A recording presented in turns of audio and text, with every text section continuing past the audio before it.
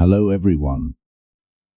Tonight, before we drift into our quiet little corner of history, let me welcome you back to this soft, dimly lit space where stories breathe slowly and the past curls gently around the edges of our imagination.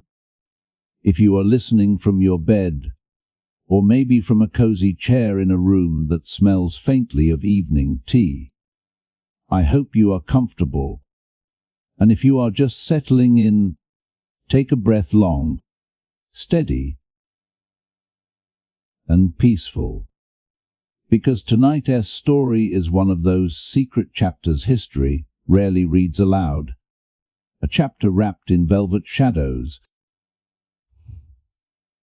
hushed corridors, and the quiet strength of people who learned to survive by becoming experts in subtlety. So let us begin. Imagine a world covered in gold dust and heavy curtains. A world of chandeliers, manor houses, private carriages, and polished floors that echo a little too loudly whenever someone walks past. A world where rules are not written on paper but stitched into the fabric of your clothes, encoded in your posture, and whispered into your ear from the moment you are old enough to sit upright at a formal dinner. This was royal life in the early 1900s. And for those who carried a truth they could not speak, is a life built entirely on secrecy. In most history books, royalty is painted in broad strokes: crowns, duties, public appearances, treaties, marriages, and portraits that look like everyone in them has been holding their breath for about 3 centuries. But behind those portraits, behind those carefully arranged expressions, were real people living under an immense weight. And some of those people belonged to a group history often softened, erased, or simply overlooked. Individuals whose hearts did not follow the path expected of them. Individuals who lived quietly and cautiously, not because they lacked courage, but because everything around them demanded invisibility. To understand what that meant, we have to step through those palace doors and feel the air on the other side, the stillness, the expectations, the sense that every room watches you. Because the secret lives of low BQ+ roles in the early 20th century were not shaped by dramatic scandals or bold public declarations. They were shaped by the exact opposite: silence. A silence so deep and so refined that it became almost an art form. A silence practiced at breakfast tables, in opera boxes, during carriage rides, on garden paths, and under the ever-present gaze of staff trained to observe everything without ever appearing to look. Let us start at the very beginning of an ordinary royal day, a day that would feel anything but ordinary to someone carrying a truth that must never slip out. Morning light falls softly through layers of embroidered curtains, painting the room in a pale glow. The sheets beneath you are crisp, cool, and impossibly smooth. Outside your door, someone is already moving quietly, preparing for the moment you awaken. And before you have even stretched your arms, before your feet have touched the rug, before your thoughts have fully arrived, you remember the one rule that governs your entire life. Everything must look perfect. Perfect posture, perfect answers, perfect control. And so the act begins. A valet enters. His eyes land not on you but on the far wall. That polite, disciplined blindness is part of the job. Yet even without looking directly at you, he notices everything: the slightly disheveled pillow, the faint trace of a late-night return, the way your robe is thrown over a chair instead of folded neatly. Small details, all of them. But in this world, small things speak loudly. You say good morning, steady and calm, the kind of good morning someone gives when they have absolutely nothing to hide, even if the truth is that they spent half the night wide awake, rehearsing the face they will wear at breakfast. He sets down a tray of poached eggs and tea, always the same, always precise, and you eat with rehearsed elegance, because in this household, even the way you hold your fork is a symbol of the family's reputation. One clink too many, one hesitation too long, and it becomes a topic of discussion somewhere, somehow, among people trained to notice anything unusual. But beneath that delicate surface, a deeper narrative unfolds. Breakfast is not really breakfast. It is a performance. Every sip, every polite nod, every ounce of composure says, I'm steady. I am exactly what you expect me to be. And that is the burden.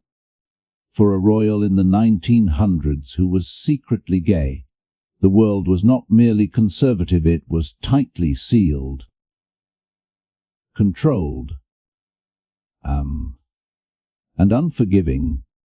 Public image was not just important. It was everything. Family lineage was more than blood. It was destiny. Marriage was not a choice. It was an obligation. And affection, the genuine kind, born from the heart rather than the rule book, was something that had to be smuggled through life like contraband. Imagine carrying a truth so delicate that even a misplaced glance during breakfast could put you at risk. Laugh held a second too long, a compliment that slips out too warmly, a name you mention too often. Here, emotional expression was not simply discouraged. It was regulated, monitored by mothers, aunts, cousins, servants, advisors, and even the ghost-like expectations of ancestors whose portraits lined the hallways. The palace was a home, yes, but it was also an echo chamber of expectations. Every room had eyes, every corridor had ears, and every tradition whispered the same message: do not break the illusion. Yet despite all of that, despite the weight, the risks, the suffocating pressure, there were still moments of quiet bravery. Little rebellions disguised as ordinary life. A garden walk that lingers a bit too long. A shared smile across a music room. A conversation wrapped in coded language only two people understand. A letter written at 3 folded carefully, then hidden away because sending it would be too dangerous. This was not a life of grand gestures. It was a life in cautious steps toward authenticity in a world that allowed almost none. And that is why their stories feel so human. Because while kings and queens often appear larger than life in our imagination, these individuals lived a form of vulnerability more relatable than any battle or political treaty. They knew loneliness intimately. They knew fear intimately. But they also knew resilience intimately, the ability to navigate each day with a grace that masked the storm underneath. Survive, they became experts in subtlety, masters of coded communication, champions of polite evasion. Their secret lives were woven so seamlessly into the fabric of royal etiquette that, from the outside, it looked like nothing unusual at all. And that, perhaps, is the most heartbreaking part. So tonight, as we walk gently into this story, imagine not just the royal halls and the polished silverware. Imagine the emotional architecture beneath it, all the private worlds hidden behind polite nods, modest smiles, and perfectly tied cravats. Imagine living in a palace that glitters with gold, but offers very little freedom. Imagine holding your breath through every season, every gathering, every whispered rumor, every prayer that nothing unusual slips through. Tonight's story is not about scandal. It is about survival. It is about people who lived in a time that gave them no permission to be themselves, yet they still found ways, quiet, subtle, beautiful ways to love, to hope, to dream, and to leave traces of themselves in a world determined to silence them. So get comfortable. Let the soft glow of this moment wrap around you. And together, let us walk through the hidden world of the royals who live their truths in whispers, and whose courage, though quiet, deserves to be remembered.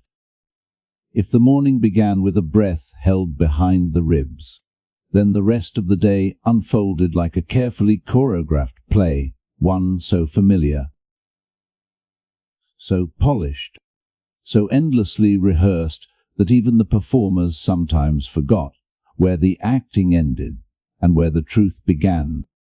For a royal in the early 1900s, carrying a hidden identity, each hour of the day was not just part of a schedule.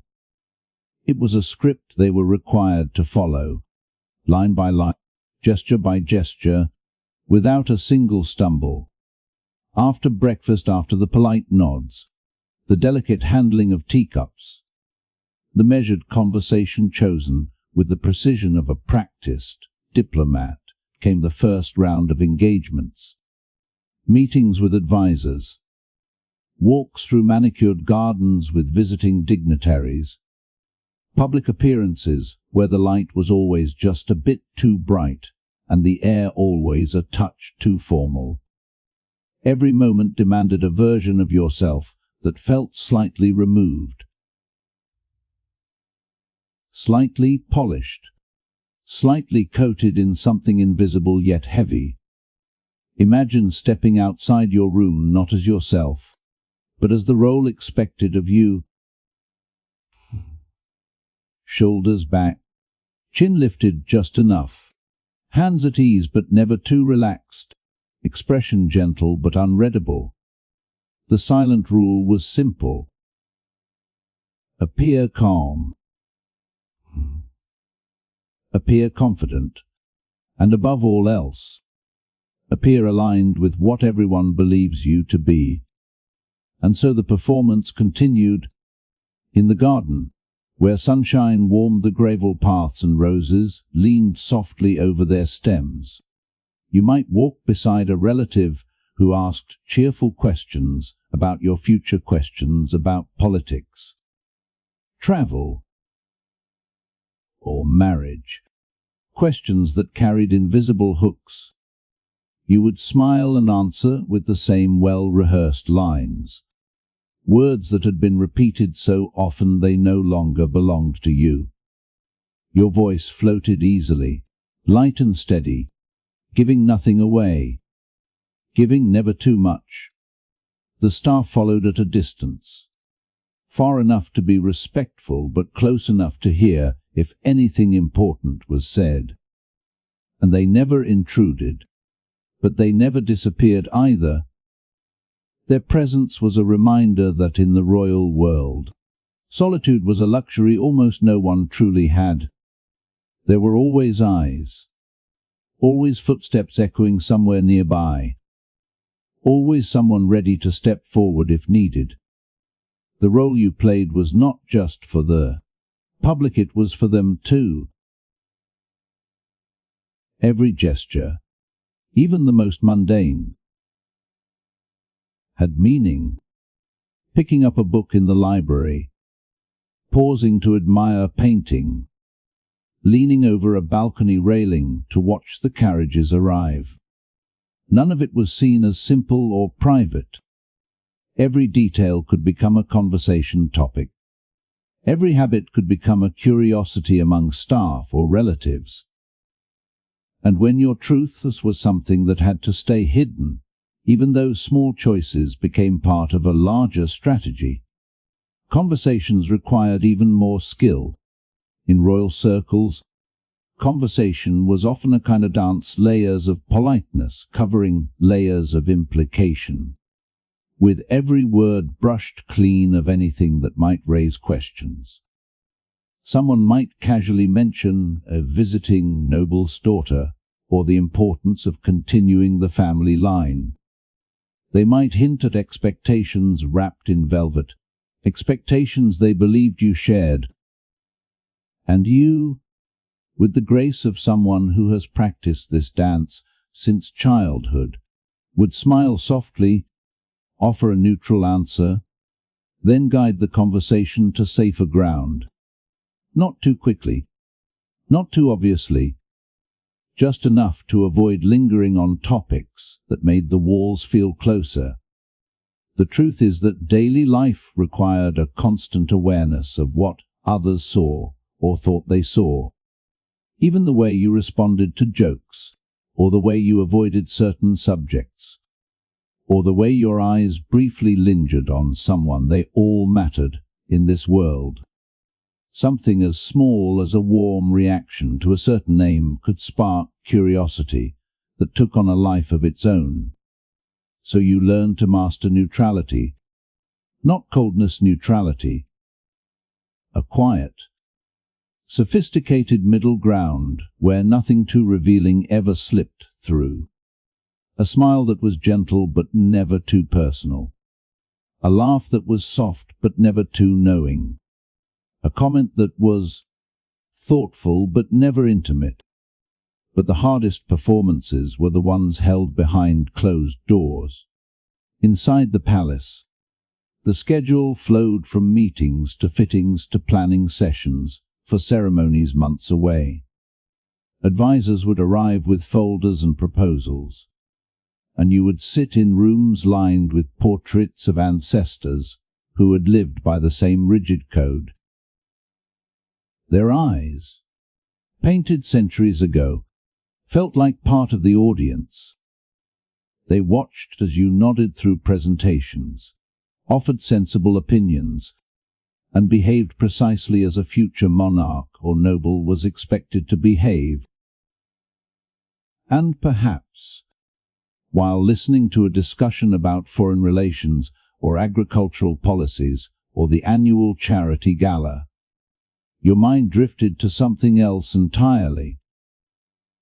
A memory, a person, a moment from the night before, a brief spark of emotion that felt entirely out of place in a room filled with polished tables and ceremonial documents. But you would catch yourself, pull your thoughts back, straighten your expression, resume the role. Every moment demanded a certain kind of stillness, a restraint so constant it began to feel like the natural way of breathing. You did not even realize how often you monitored yourself, how often you checked your tone, your posture, your eyes, how often you tucked away any impulse that was not fully aligned with the version of you the palace expected. Afternoons were not much easier. Public outings, charity visits, tea with important families, or rehearsals for upcoming events. These were the times when the performance felt the most intense, because the world outside the palace walls loved watching royalty even more than those inside. Newspapers waited for any unusual expression, any unexpected gesture, any story that could be spun just enough to sell. And so, once again, you became a symbol instead of a person. Your presence had to be serene. Your smile had to be effortless. Your interactions had to appear natural but never too warm, friendly but never too familiar. You were expected to embody dignity while being pleasant, to be poised without appearing distant, to be impressive without showing strain. It was a delicate balance, and no matter how practiced you were, it was exhausting. But perhaps the most emotional part of the day came in the quiet hours, not quite evening, not quite night, when you finally slipped away from the last engagement, removed the heavy layers of clothing, and allowed yourself a moment to breathe without the weight of expectation pressing down. Even then, the performance did not fully fade. Someone might knock. Someone might need something. A relative might call you to discuss plans. A servant might bring a message. And so the role continued, gentler now but still present. Always present, always lingering like a second skin. Because in this world, the performance was not just something you did. It was something you became. If the day itself was a performance, then the clothing worn throughout it was the costume carefully selected, deliberately arranged, and subtly powerful in ways most people outside the palace would never notice. In the royal world of the early 1900s, garments were more than decoration. They were declarations. They told stories. They concealed truths. They offered protection. And for someone living with a secret identity, each layer of fabric became another layer of armor. Imagine walking into that grand dressing room each morning. Sunlight slips through tall windows and glances off polished mirrors, turning the air into a soft haze. Valets move quietly, their hands gentle and practiced as they lay out the day's choices. Crisp shirts, finely tailored jackets, ties folded with perfect symmetry, waistcoats embroidered so subtly that only an expert would understand their full meaning. It was a silent language, one spoken through textures and colors and the careful decision of which piece to wear on which occasion. To the public, clothes were a symbol of elegance. To the palace, they were a symbol of status. But to someone carrying a private truth, they became something far more intimate. They were a shield. The first layer, usually a soft linen shirt, carried a particular kind of symbolism. It rested closest to the skin, quiet and unassuming, yet it provided the foundation for everything else. You could almost pretend, for a moment, while buttoning it, that this was the one piece still untouched by the outside world's expectations. It felt simple, grounded, human. But the moment you added the waistcoat, the illusion shifted. A waistcoat was structure. It shaped the posture, smoothed the silhouette, and reinforced an identity expected of royalty.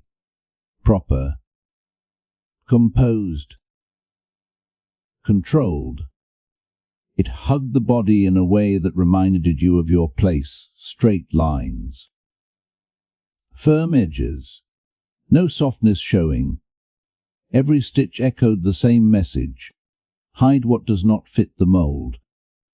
Then came the jacket, a masterpiece of tailoring. The weight of it settled across the shoulders like responsibility itself. Tailors in those days understood their clients with startling accuracy. They knew exactly how to shape a garment to make someone appear taller, stronger, broader, more authoritative.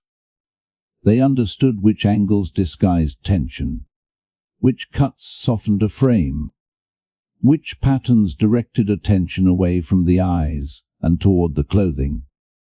The jacket was not just clothing, it was a tool, a device that made the world see what it expected to see. And of course, there was the tie. To anyone else, a tie was simply part of the outfit. But to someone navigating a life of secrets, it became a tiny battlefield of expression. Color choices mattered. Patterns mattered. A tie that was too bold raised questions. A tie that was too soft invited assumptions. So the ties chosen were almost always refined, never too daring, designed to blend in with the overall look of conformity. Even the way it was knotted tight, clean, precise carried meaning. A slightly loose knot could be interpreted as carelessness. A flawless knot suggested discipline. And discipline was safer. The shoes, polished so carefully they reflected the ceiling beams, completed the look. Their shine was not for vanity. It was a form of proof evidence that everything was in order, that nothing in your presentation slipped. Even the smallest scuff could draw a raised eyebrow from a relative who believed appearance reflected character. But perhaps the most powerful element of the wardrobe was not the clothing itself. It was the transformation that happened once all of it was on. Because standing there buttoned, smooth, aligned, you no longer looked like the person who whispered honest thoughts into a diary at midnight.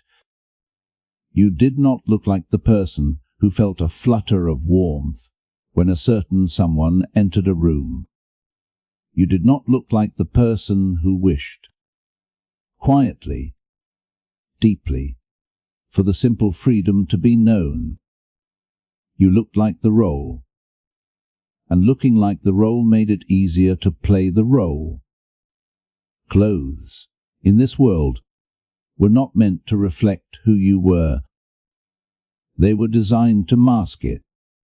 They softened anything too unconventional. They sharpened anything too vulnerable. They created the illusion of a life without conflict, a heart without struggle. And the longer you wore them, the more that illusion settled into the bones.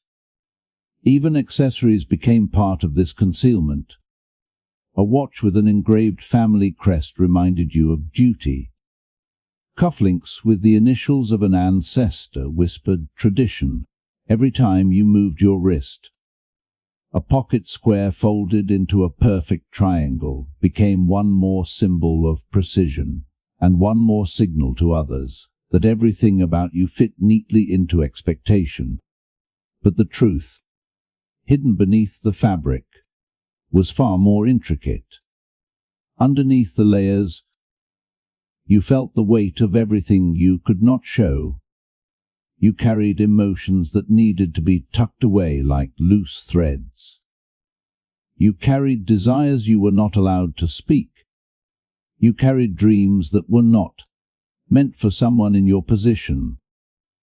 And so the clothing did the work for you. It hid the tremble in your hands, the risks in your choices, the softness in your expression.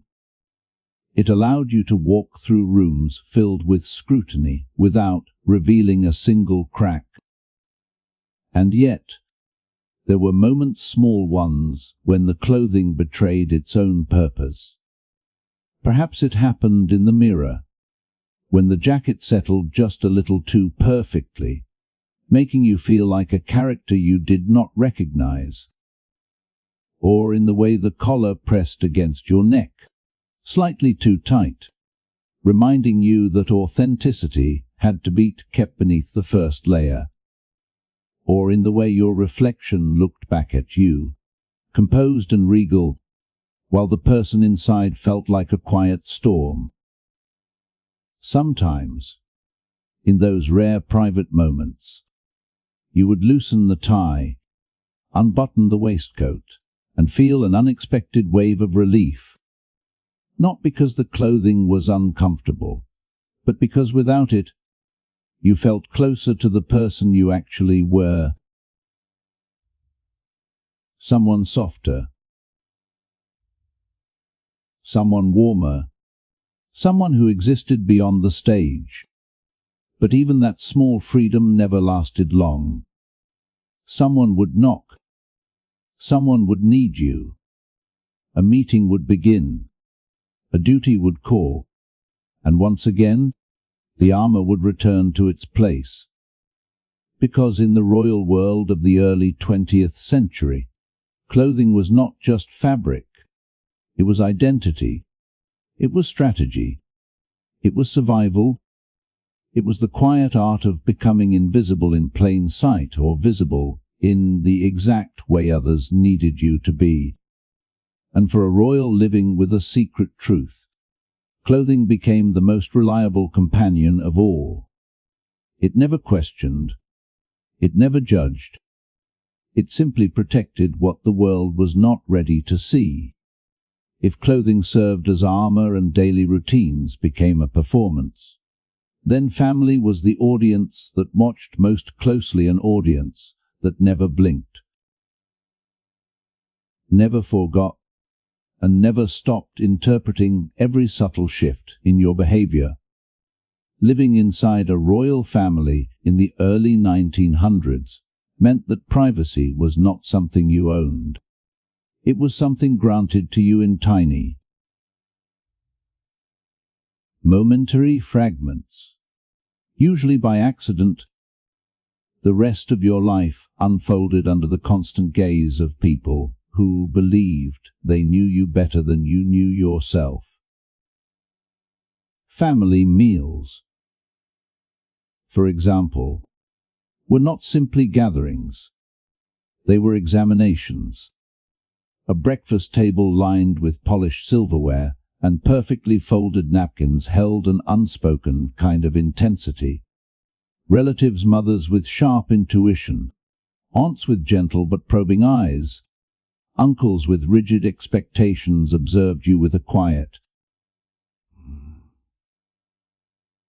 relentless attentiveness. Every gesture, every choice of topic, every glance meant something to them. Even your silence meant something. A mother might watch the way you lifted your cup. Was your hand steady? Did you hesitate before answering a question? Did you seem indifferent when she casually mentioned someone she thought would be a suitable match? Her smile remained warm, but her mind catalogued every detail, smoothing them into a pattern that either comforted or concerned her. You would respond with that polished calm you would mastered so well. A gentle laugh, a light remark, a thoughtful nod. Enough to appear fully present, not enough to invite deeper questions. It was a delicate equation, one you solved over and over, at every meal, in every conversation. The palace, for all its grandeur, was not built for secrets. The walls carried voices too easily. Corridors stretched like veins through the entire structure, allowing whispers to travel farther than anyone intended. And family, with their generations of practice in reading subtlety, could detect tension the way others detect temperature. Relatives did not need to ask direct questions. They only needed to observe. They noticed if your mood changed after a certain name was mentioned.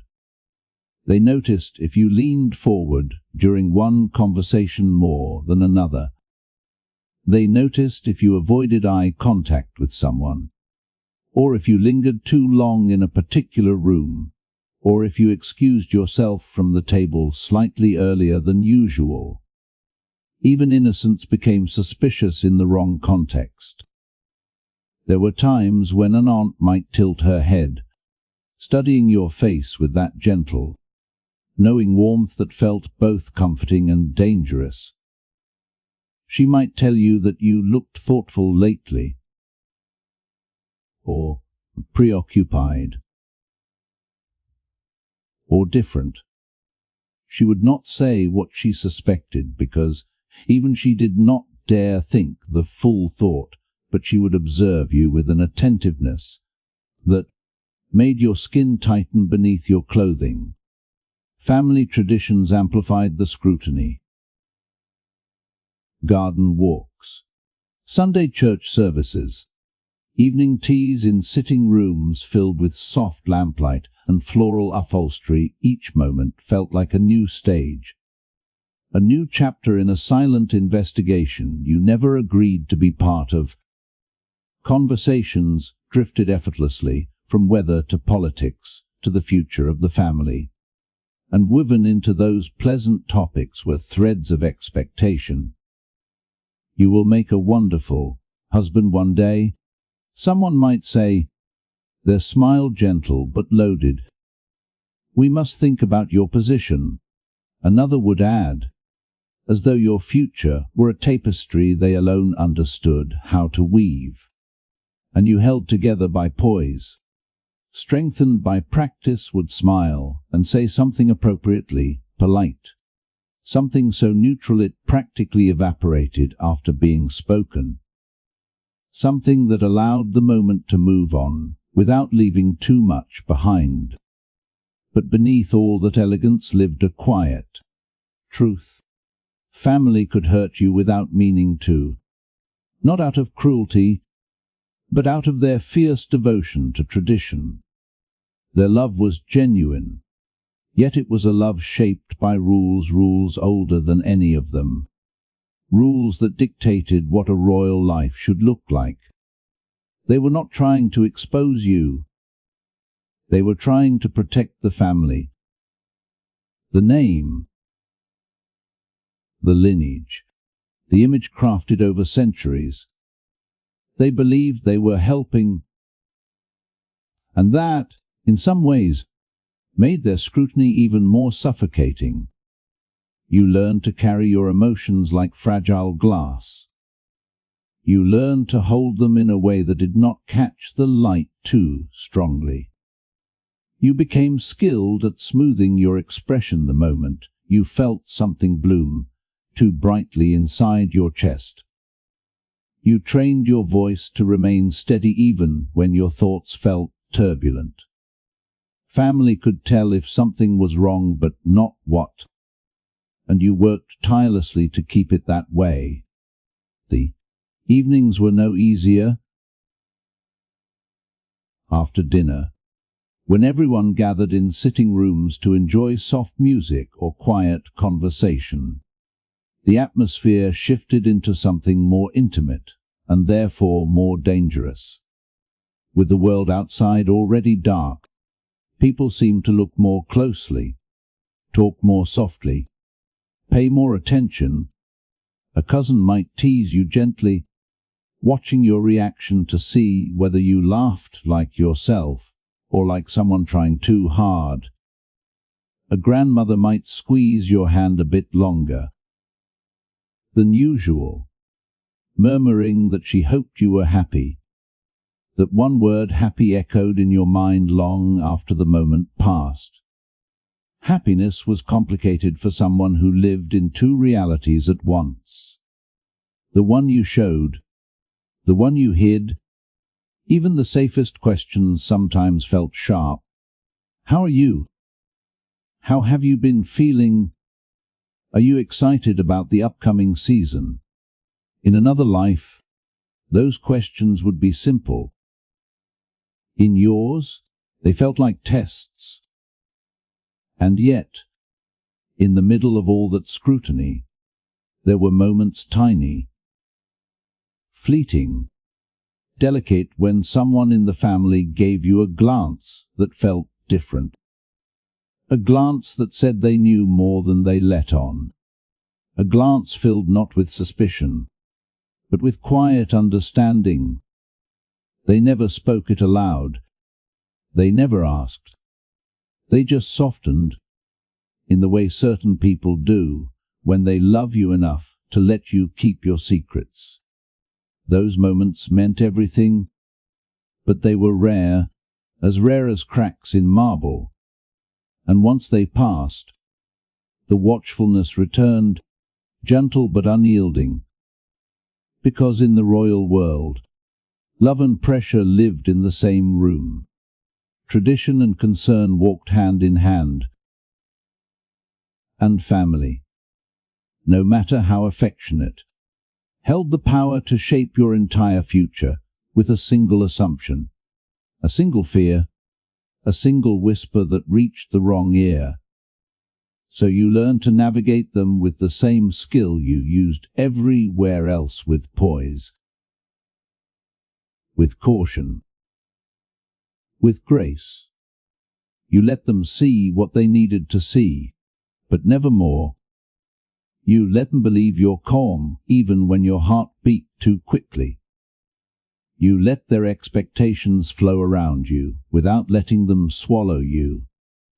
And through it all, you held on to the quiet truth inside yourself, guarding it like a fragile flame in a room full of drafts. Because family scrutiny was not just something you lived with. It was something you survived, day after day, smile after smile, until it became part of the rhythm of your life.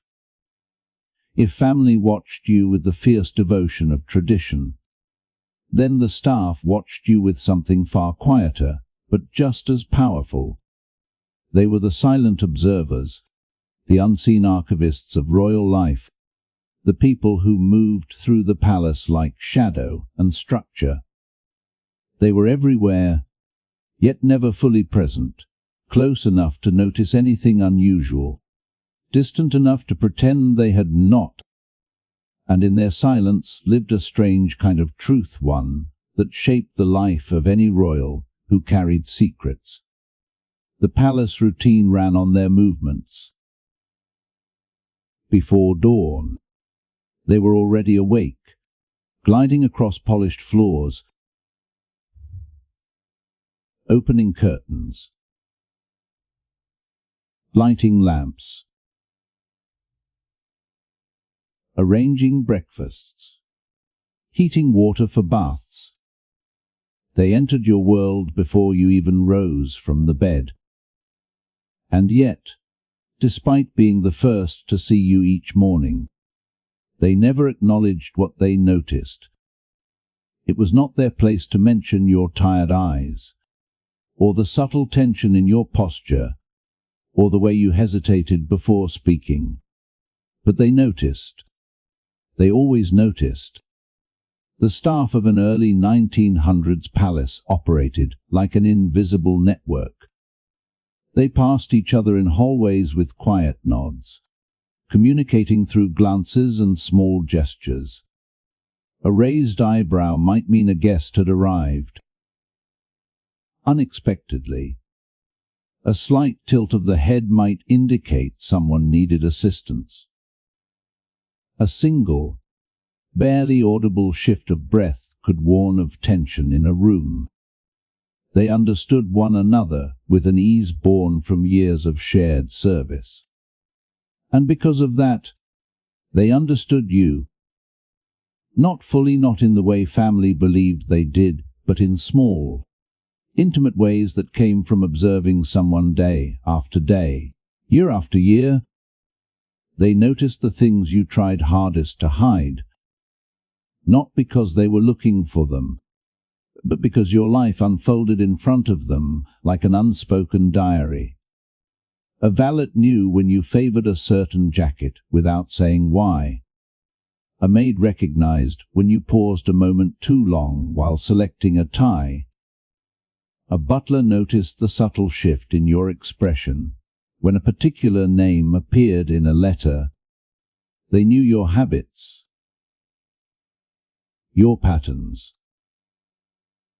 your rhythms. They noticed when something broke the pattern, and yet they never said a word. Silence was not just a skill, it was their oath.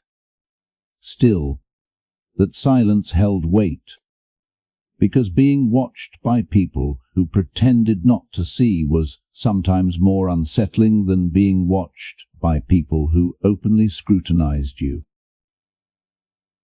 With family, you could anticipate questions. With the public, you could prepare rehearsed smiles. But with staff, those who floated at the edges of your life, appearing and disappearing at precise moments, you never quite knew what they understood, what they suspected, what they pieced together. You might sit in your study, reading a letter that sent your heart into a quiet flutter, and hear the soft footsteps of a maid outside the door. You would fold the letter quickly, place it beneath a book, compose your face, and call softly for tea. When she entered, she would see nothing but your calm expression and your neatly arranged desk. But she would also see the faint warmth lingering on your cheeks, the slight tremble in your hand as you handed her the empty cup, the way your eyes darted toward the hidden letter for a fraction of a second. She would not comment. She would not linger. She would simply nod and leave. But she would remember. And so you learned an art of your own, how to live within sight of people who were trained to see everything, while revealing nothing. You mastered the subtle placement of letters, the quick, practiced motions of sliding notes into pockets, the careful timing of leaving your room only when you knew staff were between duties. You learned to smile with just enough sincerity to ease suspicion without inviting curiosity. Still, the staff's awareness was not malicious. They were not seeking to expose you. They were not rooting through your life in search of scandal. They had their own hierarchy, their own code of honor, their own invisible boundaries. For many of them, protecting a member of the royal household, especially one they had served since childhood, was part of their unspoken loyalty. You might catch it in the smallest gestures. A footman who entered a room a moment later than he could have, giving you time to gather yourself. A maid who knocked twice instead of once, warning you that someone was coming. A cook who placed your favorite dessert on a tray when you had had an especially tense day. A gardener who pretended not to see you walking with someone who was not supposed to matter. These acts were gentle, quiet, almost invisible, but they were real.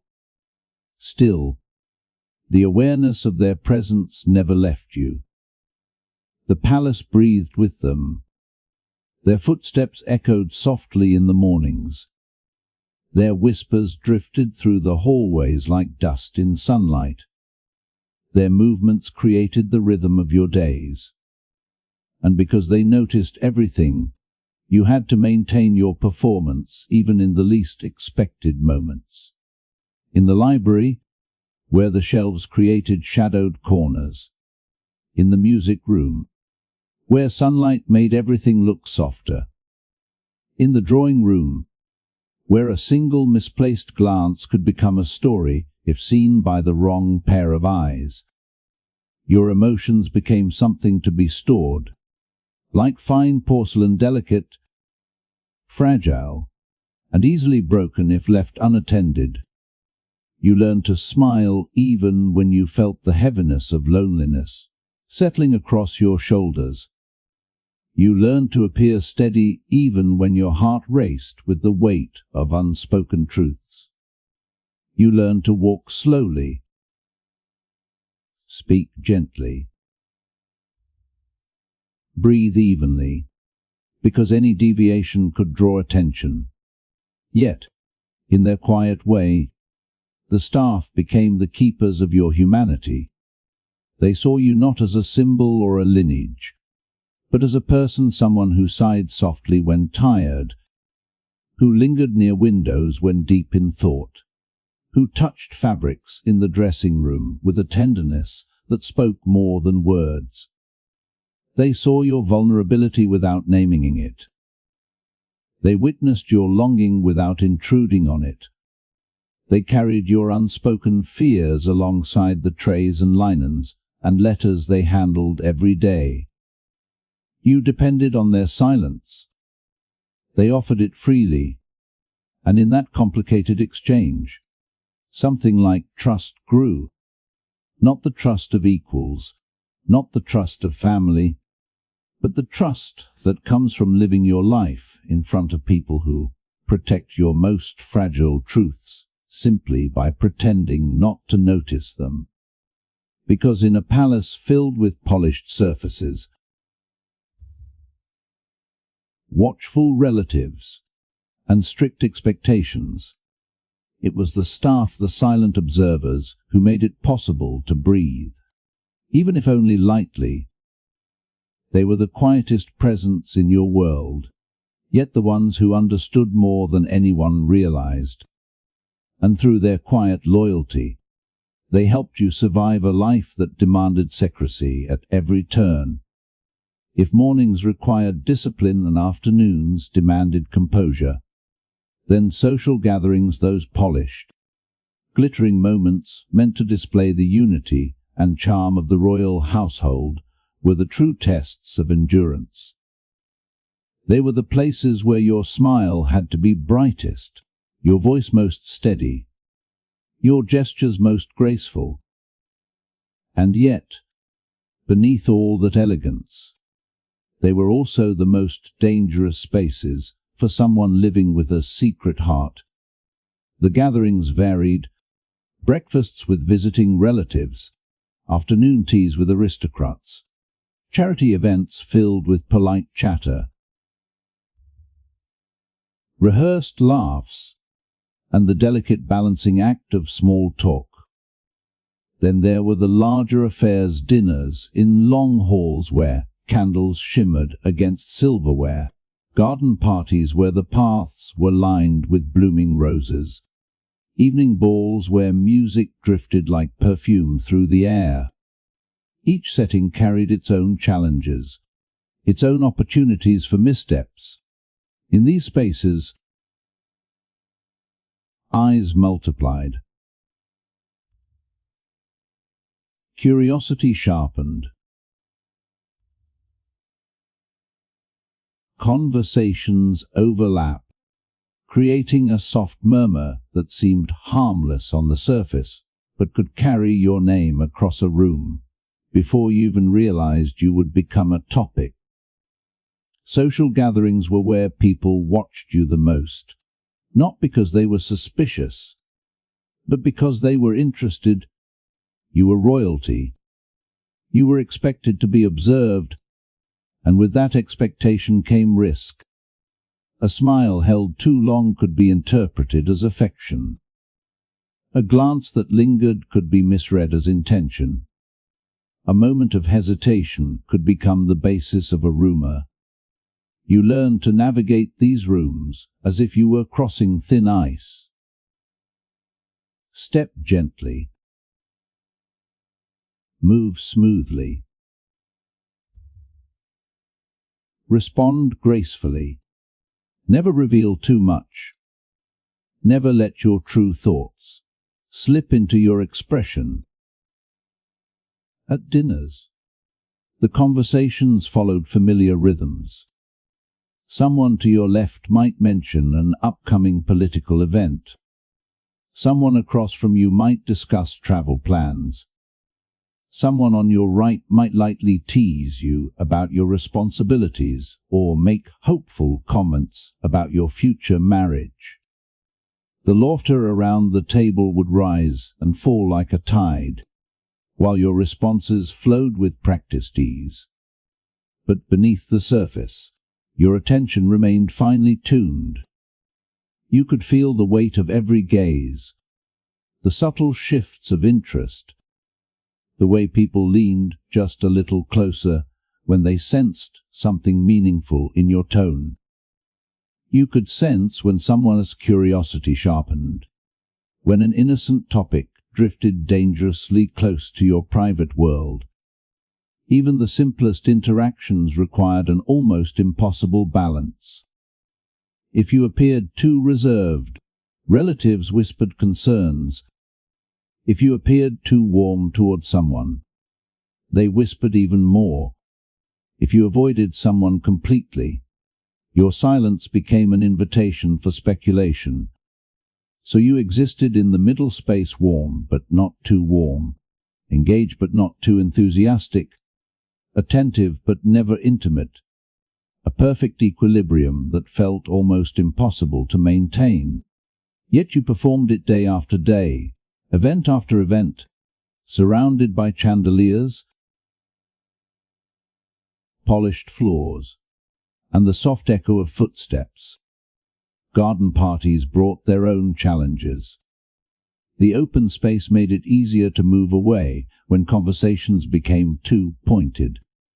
But the bright sunlight and the wandering nature of the gathering meant people noticed where you walked, who you stood beside, and who made you laugh. Even the simple act of pausing beside a particular guest could turn into a whispered observation. Did you see how they lingered? I wonder what they were discussing. I have never seen them smile quite like that. And so you learn to walk with intention, but never too much intention. You mastered the art of gentle distance, never drifting too close, never staying too long. You carried yourself with grace, with charm, with the ease of someone who felt entirely comfortable in the public eye, even when the truth was that every breath felt like a calculation. Balls and evening events were the most treacherous. The music, the dim lighting, the glimmer of jewelry, the invitation to move more freely, it all created an atmosphere that felt deceptively safe.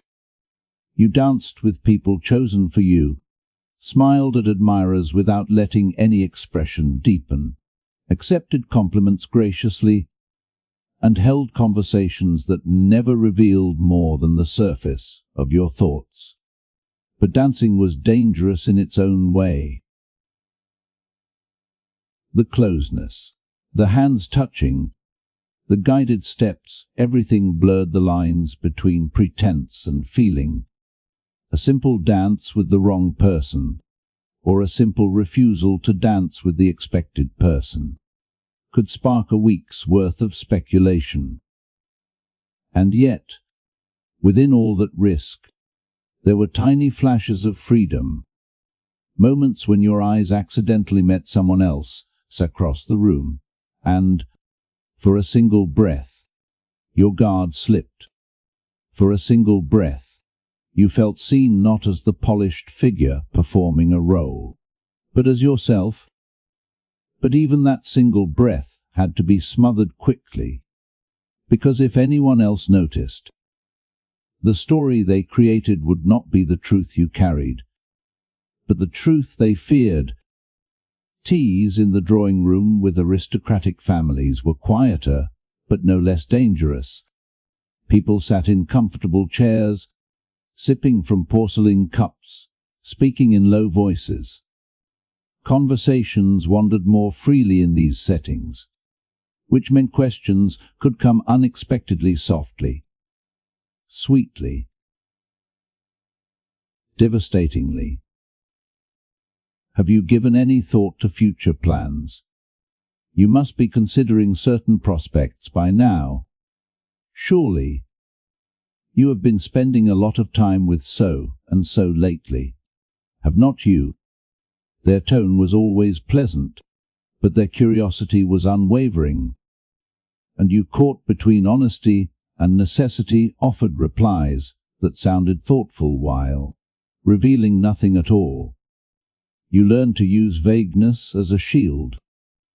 You learned to smile in ways that suggested agreement without committing to anything meaningful.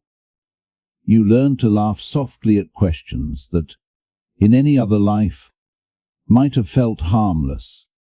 The gatherings were stage plays, and you played your part beautifully. But the truth was that every hour spent in those rooms chipped away at the energy you kept hidden beneath the surface. Because maintaining the illusion required constant awareness, constant shaping of expression, tone, posture, and mood. Even your laughter had to be monitored. Too much joy could draw attention. Too little could raise concern. You walked a narrow path between being noticeable and being invisible, trying to balance on a line that shifted with every person you encountered. Yet, perhaps the most exhausting part was not the performance itself, but the fear beneath it. The fear that one misstep, one unguarded look, one forgotten mask, one moment of softness would lead someone to ask the question you could never answer truthfully. Because in these glittering rooms filled with light and laughter, the greatest danger was not that someone would see you. It was that someone would see through you. And so, with the same steady grace you had mastered since childhood, you moved through each event as though floating untouchable, composed, admired, a perfect figure in a perfect role, a quiet master of emotional concealment, a person hidden in plain sight. If social gatherings were the most dangerous arenas, then romance, real, fragile, trembling romance, was the most dangerous force of all. Not because love itself was unwelcome, but because the wrong kind of love, in the wrong time, in the wrong family, could unravel everything. And yet, even in a world built on rules and duty, the heart found ways to make itself known. Not loudly, not boldly, but quietly, like a candle hidden inside a lantern, glowing through the cracks. For a royal who lived with a truth they could never speak, affection had no place in grand gestures. It lived in the spaces between things, in pauses that lasted half a second too long, in glances exchanged in passing, in the soft tilt of a smile shared only when no one else was watching. Romance existed in the quietest moments, because those were the only moments safe enough to hold it. Imagine a hallway, long and silent, lined with portraits and lit by afternoon sun. You walk through it with steady steps, your posture perfect, your expression calm.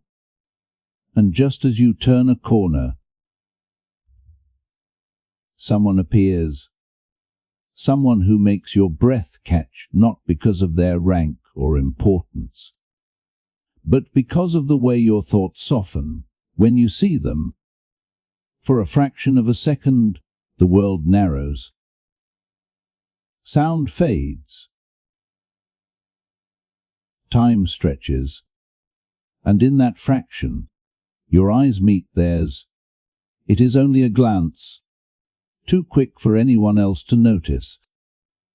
But between the two of you, it holds the weight of entire conversations.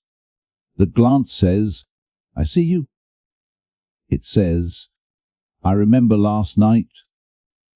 It says, "I wish we were alone." It says all the things neither of you can speak. And then, just as quickly, you look away. The performance resumes. The moment tucks itself into your chest like a secret letter, Sometimes the affection you shared lived in more tangible gestures. A handkerchief folded and placed deliberately near your seat. A pressed flower hidden between the pages of a book you were known to read. A note written in simple, harmless words, but with handwriting that curled in ways only the two of you understood. Even the ink seemed to carry emotion. These gestures were small enough to be dismissed as politeness, yet meaningful enough to make your pulse quicken. They were messages wrapped inside everyday actions. They were invitations, soft, cautious, tender.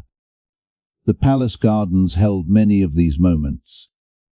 With their tall hedges, winding paths, and sunlit corners, they offered rare pockets of privacy. When the two of you found yourselves walking side by side during a garden party, the conversation was never too direct, always safe,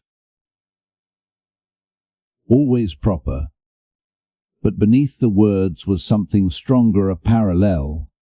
Conversation carried by the way your fingers brushed the leaves as you walked, or the way their voice softened when they said your name. You talked about roses, or music, or the weather, but the real message lived under the surface. Every shared step was a confession. Every quiet moment was a promise. And yet, even in those precious minutes, you remained alert. A distant footstep could pull you both apart. A sudden call from a relative could end the moment before it had fully formed.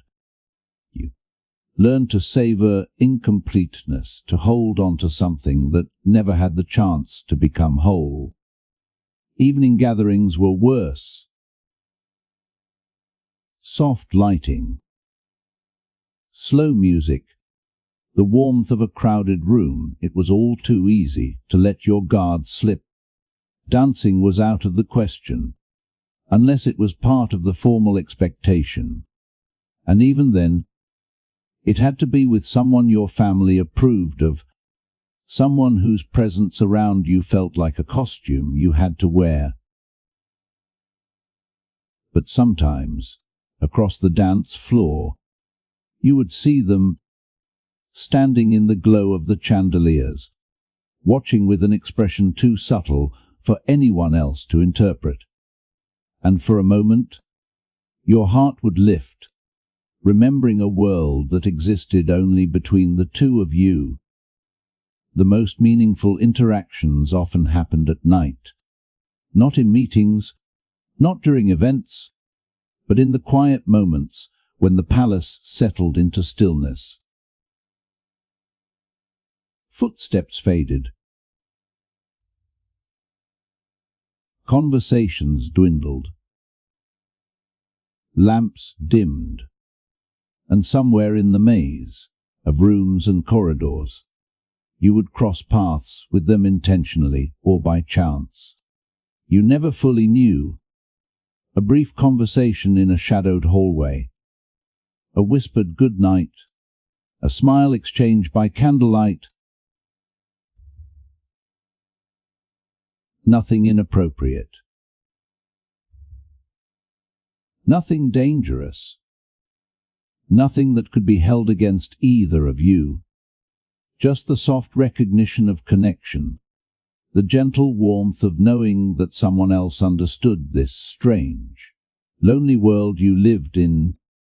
But even these small fragments of romance required planning, timing, awareness. A single servant appearing at the wrong moment could shatter everything. A family member walking by unexpectedly could turn a harmless conversation into something suspicious. And so you both became masters of subtlety. A tilt of the head meaning, not here. A soft inhale meaning, later. A smile held only at the corner of the mouth meaning, I wish it were different. Romance became a language without words, a language spoken in gestures, glances, and the quiet courage of showing emotion in a world that feared emotion. The most bittersweet moments came when you stood near them in public, close enough to hear their voice, but not close enough to let your hands touch. You listened to them speak to others and kept your expression neutral. You watched them laugh and kept your posture steady. You felt the distance like a physical ache, but also like a strange kind of devotion, because maintaining that distance was a way of protecting them. And sometimes on rare, sacred nights you let yourself imagine a world where things could be different. A world where the two of you could walk through the palace openly.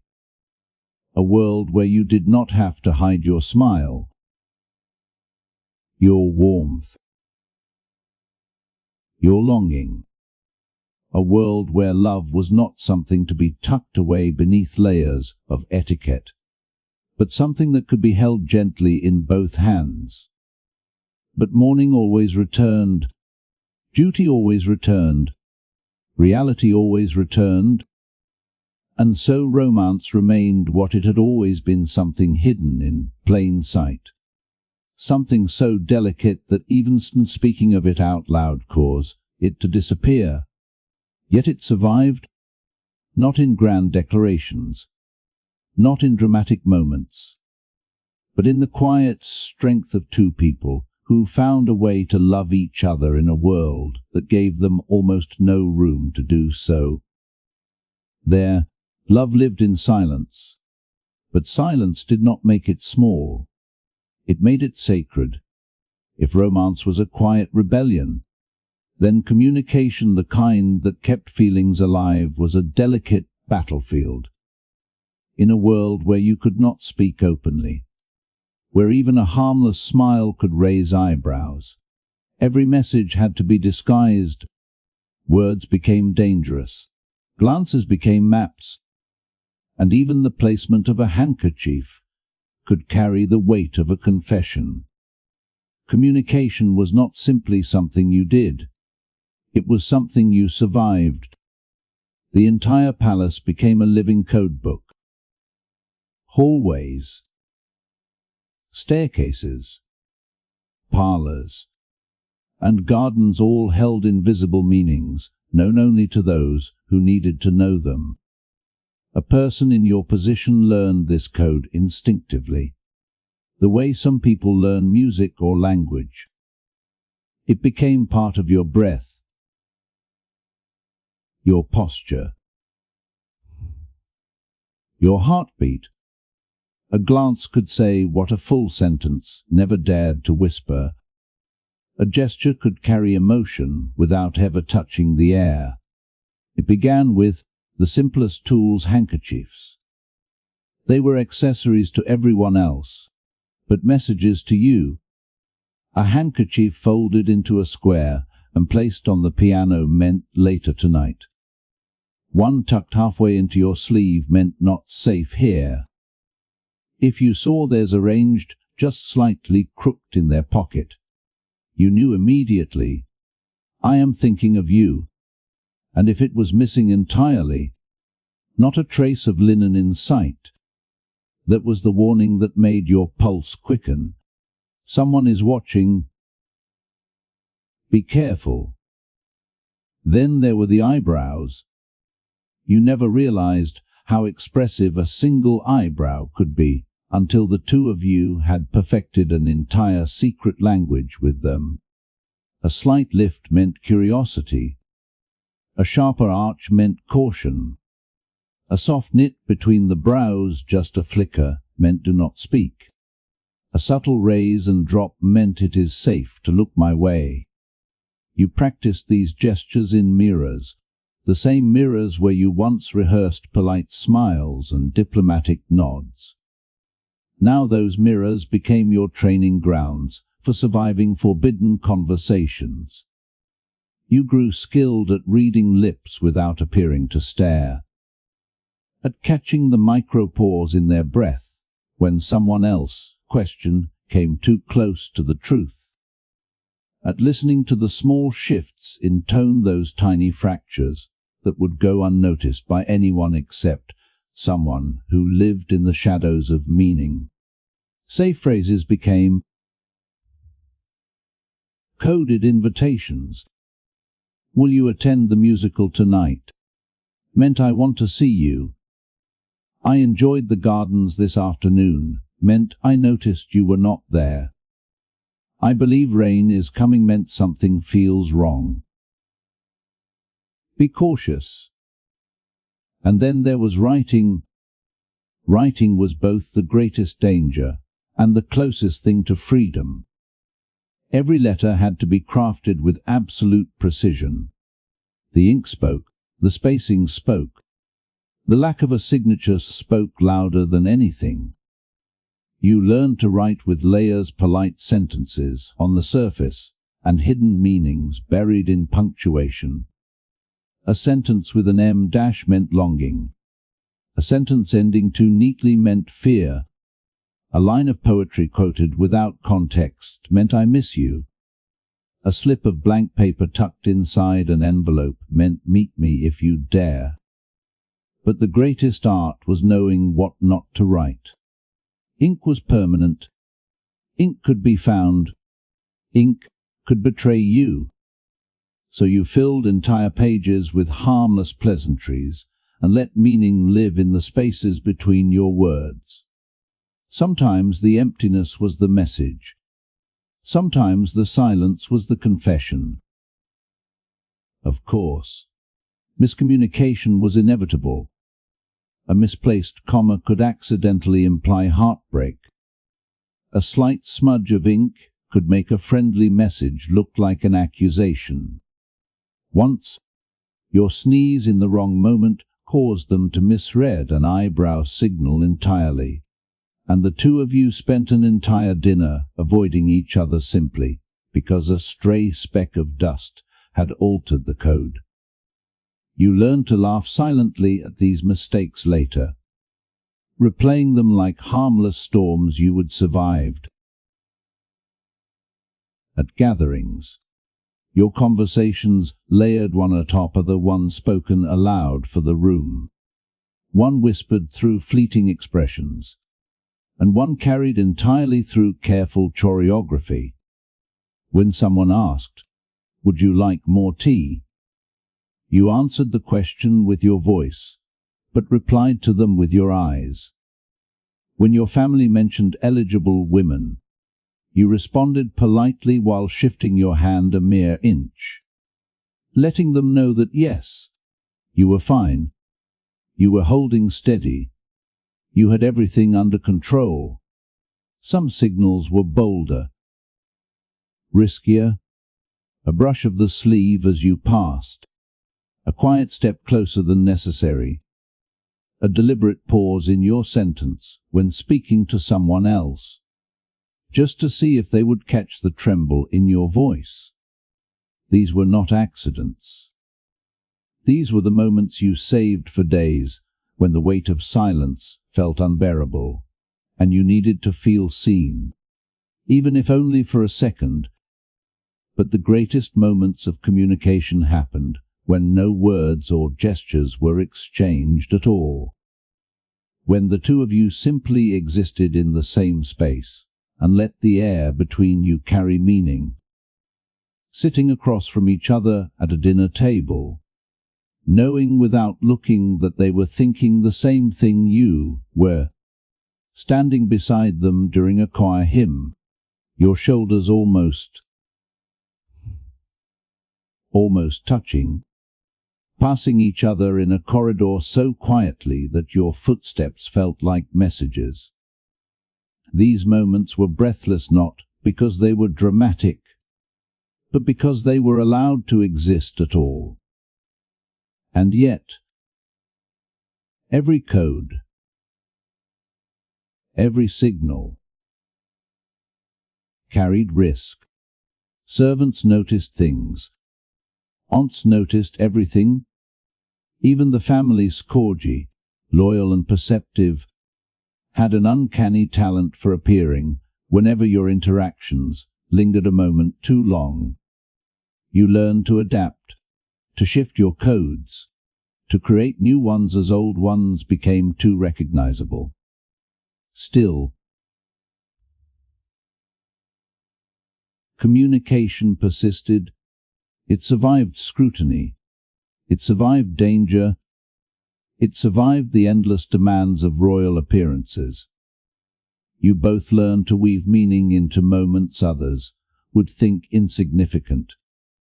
The tilt of a teacup, the rhythm of your steps, the way you held a book with the title facing outward on days when you needed reassurance, a small signal that meant "I am all right," and on days when fear tightened around your chest, when whispers in the halls made you question every glance you would ever exchanged. A single look from them could unravel that fear entirely. A look that said, "You are not alone." Not today. The palace demanded silence. Society demanded distance. Tradition demanded obedience. But your shared language, your coded words, your secret signals became something stronger than all of that. It became proof that even in the strictest, coldest rooms of royal life, warmth could bloom quietly. It became a lifeline, a rebellion, a whisper of hope. It was not loud. It was not bold.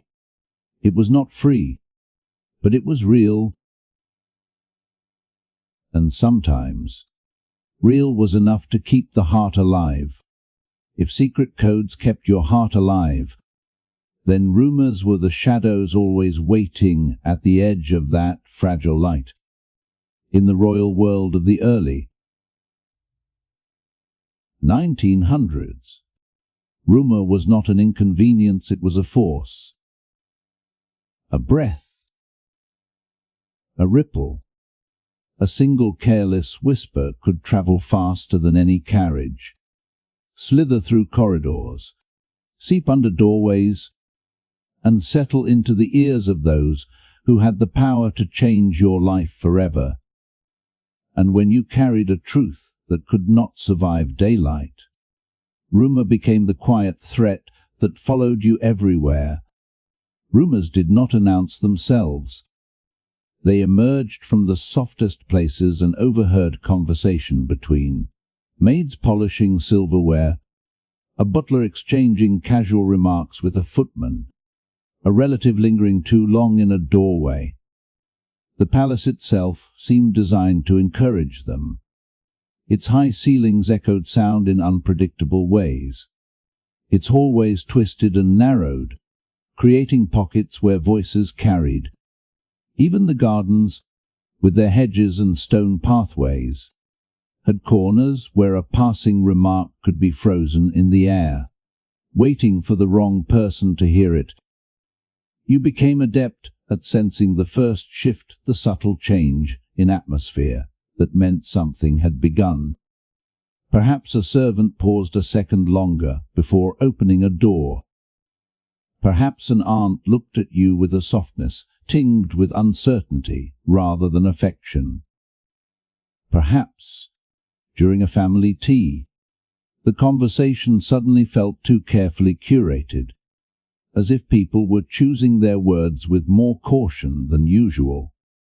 Rumors did not need proof. They needed only curiosity.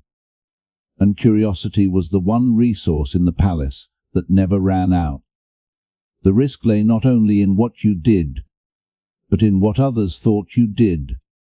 You might leave a room at the same moment as the person you cared for, and an observant maid might raise an eyebrow. You might speak too gently while handing them a book, and someone watching might interpret that softness as something bigger. You might avoid someone entirely, and a cousin would wonder why the distance felt deliberate. Suspicion did not require evidence, only a pattern someone believed they saw. One of the cruelest truths was that even innocence could look like guilt if viewed from the wrong angle. You learned that every choice carried two meanings, the one you intended and the one that might be constructed around it. A misplaced letter could become a clue. A smile held for a second too long could become a story. A sigh overheard through a half-open door could become a scandal. And because of this, you lived with a quiet, constant awareness, a soft pressure at the base of your lungs, the sensation of always standing near the edge of something fragile. You monitored your own footsteps. You rehearsed your pauses. You measured your laughter with precision. You became fluent in the art of giving nothing away. But even perfection was not enough, because you could not control everything. Sometimes rumors began not from your actions but from someone else's imagination. Bored aristocrats invented narratives to entertain themselves. Relatives speculated out of misguided affection, claiming they were concerned. Servants made quiet assumptions based on glimpses, not truths. And worst of all, sometimes people simply needed a story to explain what they did not understand. You could feel rumors moving long before you heard them spoken. They moved like temperature, a subtle change in the air around you. People smiled the same, but their eyes lingered too long. Conversations stayed polite, but their tone shifted. A sense of watching settled into the edges of your days, invisible but undeniable. There were moments terrifying, breath-stealing moments when you walked into a room and felt as though the walls had leaned in an inch. Listening, when the quiet between sentences felt charged with unspoken questions.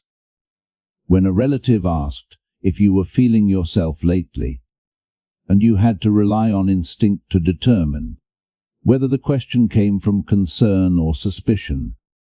Your mind became your constant companion, analyzing situations before you even stepped into them, choosing where to stand, predicting who would be present, weighing which topics were safe, which were dangerous, which required a small lie wrapped in a polite smile.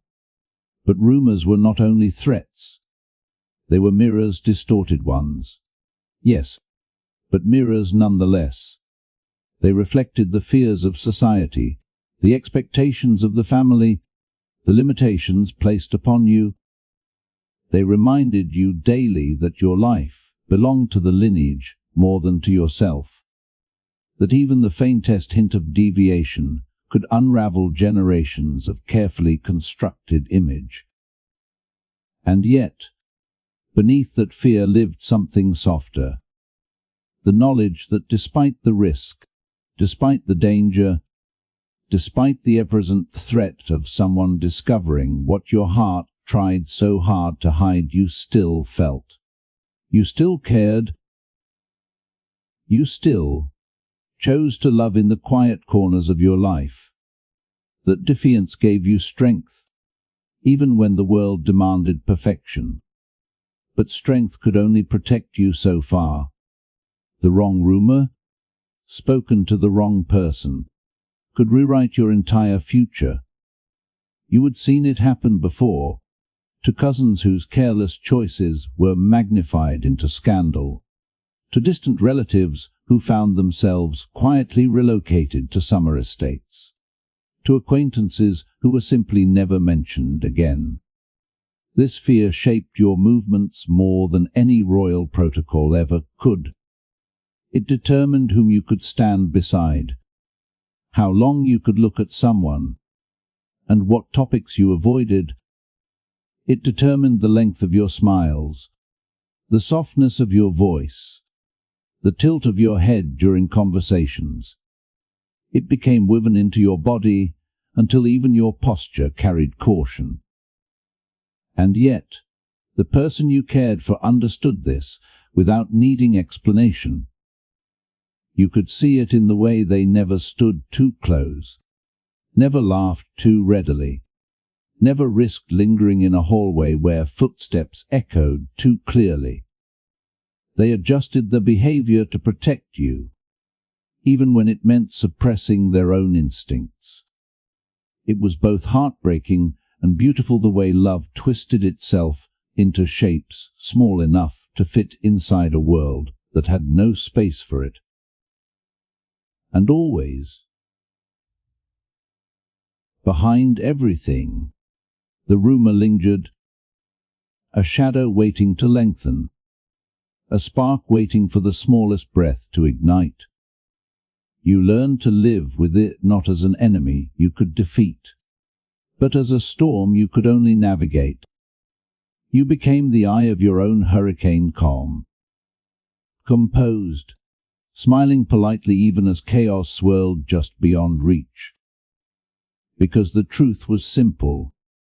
In the royal world, scandal could end a life, but silence carefully chosen, fiercely protected, could save one. And so you moved through each day with quiet courage, carrying your secret heart not like a burden, but like a flame cupped in your hands, guarded against every whisper of wind. If rumor was the shadow always following your steps, then escape those rare, precious pockets of freedom became the breath that kept you from suffocating. A royal life in the early 1900s allowed very little space for rebellion. Yet it offered just enough cracks in its structure to let a whisper of freedom slip through. These escapes were not grand disappearances or daring adventures. They were subtle, carefully planned, threaded into the routines of privilege. But to someone who lived so much of their life behind a mask, these small escapes felt like entire worlds. The first escape was always the clubs. Elegant, wood-paneled rooms with velvet chairs, soft lamplight, and the low murmur of conversation. In public, these clubs were symbols of masculine camaraderie, places where aristocrats discussed politics, economics, and the inevitable weight of duty. But behind closed doors, where the air smelled faintly of cigar smoke and polished leather, the rules softened. People became looser around the edges. Conversations drifted into personal territory. And for someone like you, these rooms offered a kind of anonymity you could not find anywhere else. You could sit in a corner with a glass in hand, observing the room through half-lidded eyes, letting the background noise swallow you like a fog. No one watched too closely. No one expected perfect posture or unshakable grace. Here, you were just another man in a tailored suit, another figure leaning back in a leather chair. The staff was discreet. The members minded their own secrets. And though you never crossed any dangerous lines, simply existing in a room where scrutiny dimmed felt like lifting a stone from your chest. Then there was the opera. It became another kind of refuge, one filled with velvet curtains, soaring music, and the dark warmth of the theater. You would sit in your private box, the one lined with red fabric and carved wood, while the orchestra tuned their instruments below. And for the first time all week, maybe all month, you could let your face soften without fear. The shadows of the box were kind to you. They allowed you to feel, to breathe, to mourn, to dream. Music did what words could not. It untangled emotions you had pressed flat beneath layers of etiquette. It allowed longing to rise quietly in your chest. Like a tide against the shore, it let you imagine a life not shaped by rules or expectations. And sometimes, only sometimes, the person who understood your heart would sit somewhere in the audience or in another box, also hidden by shadows. You never spoke. You never looked too long. But knowing they were in the same room, listening to the same music, sharing the same moment, created a thread of connection more intimate than any spoken confession. The opera became your shared sanctuary, a place where emotion was allowed to exist without explanation. Travel offered a different kind of freedom. There were official trips, of course tours, diplomatic visits, appearances meant to strengthen alliances. But between these carefully structured moments, you found flickers of privacy. A quiet morning on a balcony overlooking a foreign harbor. A carriage ride through an unfamiliar landscape where no one recognized you. A night in a hotel where the walls were not lined with portraits of ancestors who demanded perfection. Away from the palace, you felt lighter. Your footsteps sounded different on unfamiliar stone streets. Your reflection in a foreign mirror looked slightly less rehearsed. You could linger by a window without someone interpreting the reason. And though you still carried your role with you, still dressed the part, still spoke with measured grace, the distance created a gentle looseness, a softening of edges. Sometimes the person you cared for traveled as part of the entourage, and in those cases, the world shifted in subtle, dangerous, beautiful ways. A shared glance through a carriage window, a brief exchange of words while walking through a marketplace, a moment where your hands brushed accidentally, and neither of you pulled away quite as quickly as usual. Every interaction felt like a stolen jewel, precious because it barely existed at all. But the greatest escape, the one society encouraged, even celebrated, was military service. To the public, it symbolized duty, honor, and patriotic strength. To the palace, it was a rite of passage. To you, it was unexpectedly liberating. The structure of military life, strict as it was, offered something your royal life never did. Simplicity. There were no endless meetings, no layers of social performance, no suffocating silk dinners. You wore a uniform that erased rank differences among officers. You lived among men who judged you by your actions, not by your lineage. You woke early, trained hard, followed orders, and for once, every movement was dictated not by appearances but by necessity. Your muscles ached, your clothes carried dirt, your hair was not always perfectly styled. And strangely, this felt like a relief, being allowed to exist without polish, without constant interpretation. Out in the field or on the deck of a ship, the horizon stretched wide, uncluttered by obligation. At night, when the air was cold and the world was quiet, you could sit with your thoughts without fearing they would betray you. And sometimes, when you allowed yourself a rare moment of vulnerability, you wondered what life would look like if it were always this simple. Military service also created spaces where coded glances and small interactions felt safer. The public did not scrutinize every expression on a training ground. Even the other officers, preoccupied with their own tasks, noticed far less than palace residents. And so, if the person you cared for happened to be within reach, whether as a fellow officer, an aide, or a visiting companion, you could share moments of near normalcy. A shared drink after a long day, a quiet conversation on the deck under the stars, a few minutes walking side by side without fear of a relative emerging from behind a column. These moments were small, but they stitched together a sense of humanity you rarely felt inside the palace walls. And yet, every escape, no matter how comforting, was temporary. Clubs closed. Opera curtains fell. Ships returned to harbour. Foreign tours ended. The palace always waited at the end of your path, its tall windows glowing like watchful eyes in the night.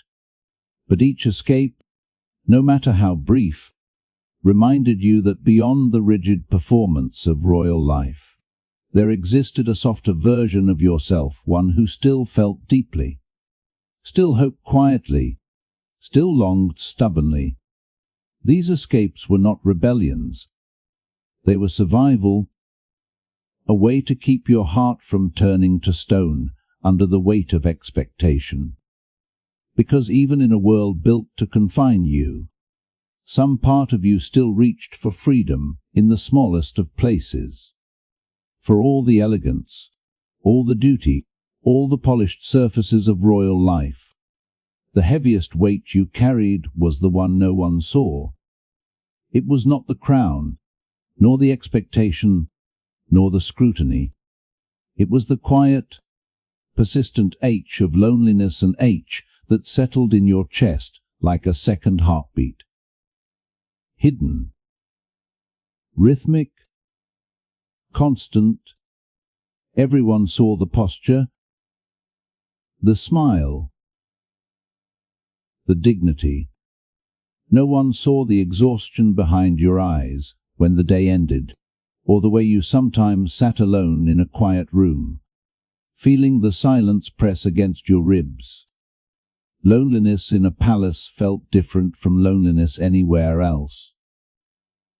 It echoed. It stretched. It wore velvet gloves. It slipped into moments that were meant to feel comforting. Even surrounded by people, servants moving gracefully, relatives conversing in warm tones, advisors presenting plans with impeccable courtesy, you felt an emptiness that no amount of company could fill. The palace was never quiet, yet somehow it amplified silence. Part of that loneliness came from the simple fact that you lived two lives at once. The external one, everyone praised, the perfect, royal, composed and dutiful, and the internal one, tender and fragile, filled with emotions you could reveal only in the quietest corners of your mind. Carrying those two selves inside one body required immense strength, and strength came at a cost. It wore you down in ways no one else ever noticed. There were nights when you stared at your own reflection and did not recognize the person looking back. Not because you looked different, but because the version of yourself that mattered most was always hidden behind layers of expectation. You became skilled at wearing expressions like garments: kindness, calm, restraint, interest, slipping them on and off depending on who stood before you.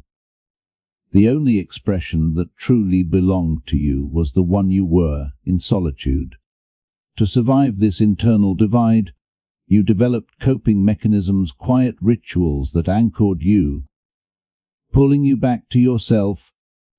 The first ritual was writing. You kept a private notebook tucked into a drawer beneath layers of folded linen, hidden where no maid would ever think to look. Its cover was simple, unmarked. intentionally, unremarkable. Inside, however, lived the only place where your voice could speak freely. You did not write names. You did not write confessions. You wrote fragments, thoughts, feelings, memories, questions. Little pieces of yourself scattered like stars across the pages. Sometimes you wrote only a sentence. Sometimes you wrote for an hour, ink pooling where emotion grew too heavy to shape into words. Sometimes you simply held the notebook, feeling its weight, as though it could absorb the ache for you. Another ritual lived in the gardens. On mornings when expectations tightened like a too small collar, you slipped outside under the pretext of fresh air. The staff never questioned it. Royals needed freshness the way others needed food. So you walked among the hedges and roses, letting the cold air soothe your thoughts. You touched the petals lightly, grounding yourself in the softness. You listened to the wind brushing through the leaves and remembered that beyond all the rules and duties, there was still a world where things grew freely. Without permission, the gardens became a place for breathing, a place where no one watched too closely, a place where you could let your posture soften by a fraction, only a fraction. But even that small release felt like a full exhale. On more difficult days, your coping came in the form of routines. There was comfort in order, folding cuffs just so, tightening laces just right, straightening your desk with small, precise gestures. These motions felt like anchors, reminding you that some parts of your life were still within your control. In a world where everything was scrutinized, these repetitive tasks allowed your mind a moment of rest. But the loneliness deepened during evenings, when noise faded and duties ended. That was when thoughts had space to roam, when the ache beneath your ribs grew heavier, when the walls felt too familiar, too close, too full of memories you wished you could forget. It was during these hours that the longing for true connection, freely given, freely held, felt sharpest. You often found yourself drawn to the window, watching the night settle over the palace grounds. From a distance, everything looked peaceful. The lamplights glowed softly, the trees swayed, the moon drifted above it all, indifferent to the rules of the human world. Sometimes you pressed your fingers lightly against the cold glass, imagining for a moment what it would feel like to walk beyond the gates without obligation, pulling at your heels. And then there were the rare night whites, and the person who understood your hidden heart crossed paths with you. A simple exchange, 2 sentences, a brief glance felt like a bomb. You could sense their understanding without needing explanation. They did not ask you to smile. They did not ask you to be strong. They simply existed near you, and that presence eased the ache in ways words never could. This kind of companionship, quiet and unspoken, became its own form of survival. Not romance, not rebellion, just connection. A reminder that you were not entirely alone, even if the world insisted you must be. But even with these coping mechanisms, the strain sometimes slipped through the cracks. There were days when weariness settled deep in your bones, when even the most practiced smile felt heavy. Days when the pressure of knowing you could derail your entire future with a single misstep left your hands trembling slightly beneath your sleeves. Days when you longed desperately, achingly, for just 1 hour, where you did not have to edit your every movement. Yet you endured, not because endurance was noble, but because it was necessary.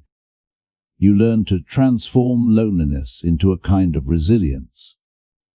You learned to hold sorrow without letting it drown you. You learned to take the fragile parts of yourself and wrap them in gentleness. Even when the world was not gentle with you, there were moments quiet, fleeting, when you wondered what your life might have looked like if you had been born into a different world, a different era, a different family, a life where your secret did not have to be secret, a life where you could share your heart without fear, a life where you could sit beside someone you loved and let the world see it without consequence. But morning always came, and with morning came the performance, and with the performance came the mask you had perfected so well it felt like a second skin. Still, beneath that mask, your inner life remained vivid, tender, alive, and maybe, just maybe, that quiet inner resilience was its own form of courage. Growing older in the palace was like watching the same world through a softer lens. The halls stayed polished, the portraits stayed stern, the routine stayed rigid, but something in you changed. The spark of youth, once sharp and restless, mellowed into a quiet awareness. You moved more slowly, not because of frailty, but because you finally understood the weight of every step you had taken through those corridors. And with age came a strange kind of permission, not from the world, but from yourself. In youth, everything felt loud inside your chest. The fear, the longing, the excitement, the secrecy. Every glance carried danger, every moment risked exposure. But in old age, those difficulties became memories instead of burdens. You found yourself able to look back with a gentleness you never imagined during the crisis of living it. The edges of fear softened, the sharpness of loss dulled into something bittersweet. Even the secrecy, once suffocating, became a thread woven into the tapestry of your life rather than a chain around your neck. You began to understand that survival had been its own form of rebellion. Quiet rebellion, yes, but rebellion nonetheless. There were mornings when you sat by the window with a shawl draped over your shoulders, watching the gardens change with the seasons. You had lived through so many, seen the roses bloom and wither dozens of times, watched the first frost kiss the hedges with silver.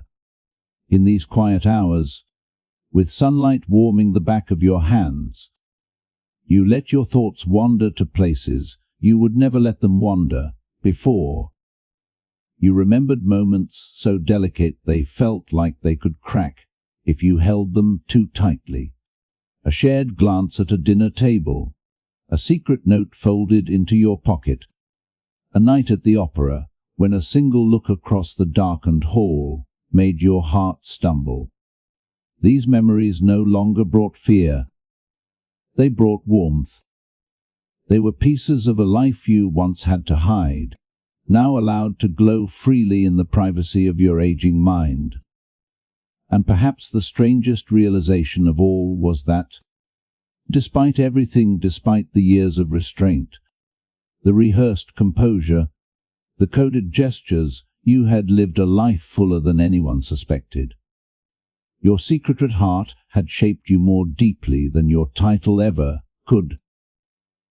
With age, you found freedom not in rebellion against the world, but in letting your memories breathe. You no longer needed to protect them, no longer feared someone piecing together the truth. Those who once held power over your future were gone or frail. The social rules that once felt impermeable had softened with time. Society itself had shifted, its sharp judgments dulling into broader compassion. You sometimes wondered what your younger self would think if they could see you now sitting comfortably in an overstuffed armchair, sipping tea, no longer flinching at every unexpected footstep outside your door. Would they envy your peace? Would they resent how long it took to arrive? Or would they feel relief that, somehow, despite the fear and the secrecy, the story had not ended in tragedy? The palace felt different now.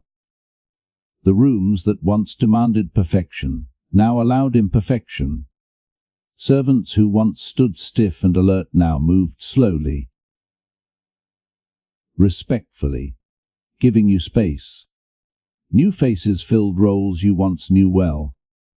Younger royals walked the halls with the same mix of uncertainty and confidence you once carried.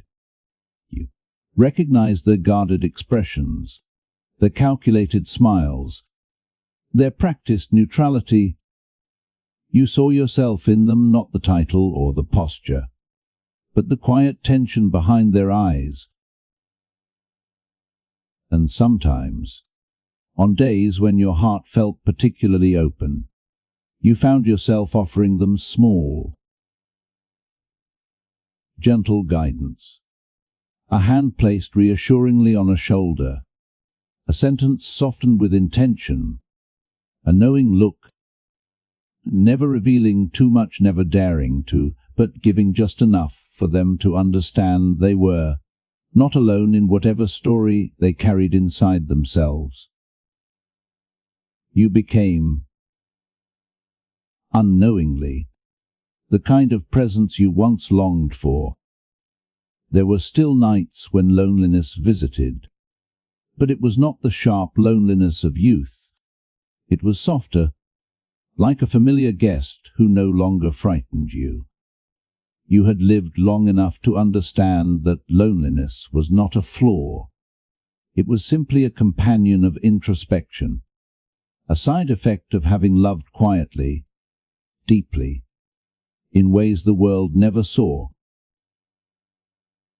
And sometimes, at dusk, when the sky turned lavender and the lamps flickered on, you felt the presence of old memories like gentle silhouettes walking beside you. The person who once understood your secret heart, whether they remained in your life or became a cherished memory, appeared in your thoughts, not with regret, but with gratitude. They had given you something no title, no honor, no accolade ever could. The experience of being known, even if only in stolen fragments. As years layered upon years, your priorities shifted. You began to value softness over strength, truth over performance, stillness over ceremony. You no longer feared the possibility of being discovered. What was there left for discovery to ruin? You had lived your story, survived its storms, cherished its quiet joys. No rumor could change that now, and in this late chapter of life, you found the courage to be subtly defiant. Not publicly, the world did not need spectacle from you, but privately, in ways that mattered more. You allowed yourself to keep letters you once would have burned. You placed a pressed flower in a drawer instead of hiding it away. You let your diary remain slightly ajar on the desk, as if welcoming anyone curious enough to understand. You spoke more openly about the importance of authenticity, even if your words were wrapped in metaphor. Your rebellion was not loud. It did not seek to dismantle tradition. It simply insisted on gentleness toward yourself, toward those struggling in silence, toward the memories that once frightened you. The palace, once the site of your greatest constraints, became the keeper of your full story. Its hallways remembered your cautious footsteps. Its gardens remembered your quiet longing. Its opera box remembered your breath catching at the sight of someone who changed everything. And its windows, those tall, arched windows, now reflected a face softened not by defeat, but by endurance.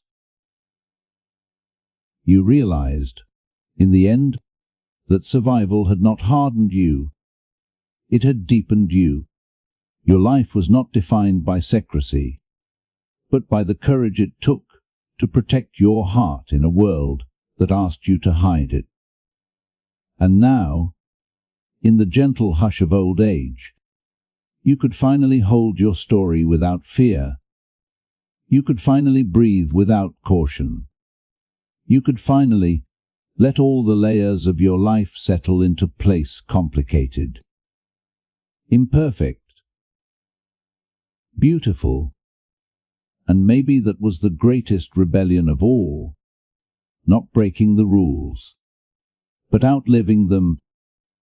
And so, when we step back from each chapter, from the quiet mornings shaped by duty, the carefully chosen clothes, the watchful eyes of family, the silent loyalty of staff, the danger of gatherings, the secret language of romance, the weight of rumors, the fleeting escapes, the long nights of loneliness, and the final soft dawning of old age, we see a life that was never simple, never free, yet undeniably full, a life lived between lines, between glances, between expectations, a life shaped by restraint but sustained by an inner courage no one else ever witnessed. Every moment of concealment, every fragment of affection hidden in plain sight, every quiet rebellion stitched into the corners of a rigid world, became part of a story too complex to judge and too human to dismiss. What looked like elegance from the outside was, on the inside, a lifelong act of balancing truth and survival. What looked like privilege was often another form of confinement. And yet, through it all, the heart persisted soft, steady, hopeful. This entire journey reminds us that even in history's most polished rooms, behind its grand portraits and perfect ceremonies, lived people who felt deeply, feared quietly, and longed endlessly for connection. Their stories were not written in the official records. They were written in the spaces no one thought to look, in private notebooks, in unsent letters, in the silence of gardens at dawn. And perhaps the most profound truth is this: even when the world demanded perfection, their humanity still found a way to shine through. Not loudly, not boldly, but unmistakably. Thank you, everyone, for staying with me through this tender, hidden world, these quiet corridors of longing, survival, and unexpected grace. If this story touched something in you, or made you wonder how many untold histories still lie behind closed doors, then you are exactly where you are meant to be. I will see you in the next chapter. Take care, and stay curious.